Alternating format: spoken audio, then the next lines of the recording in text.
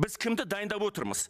2026 жылы ресми жасанды интеллект жылы ретінде танылған. Оны бәріміз білеміз. Президентіміз Қасым-Жомарт Кемелұлы Тоқаев жасанды интеллектін барынша енгізуді қолға алып отыр. Бірақ та жоғарғы білім саласында дисбаланс орын алып отыр.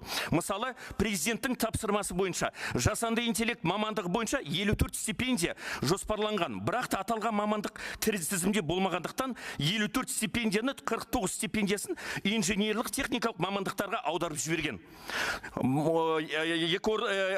Қорытынды 779 миллион теңге ауаға ұшып отыр. Қайта керісінше, мысалы, физкультура мұғалімдерін дайындауға мемлекеттік тапсырыс 25 есе көбейіп кеткен.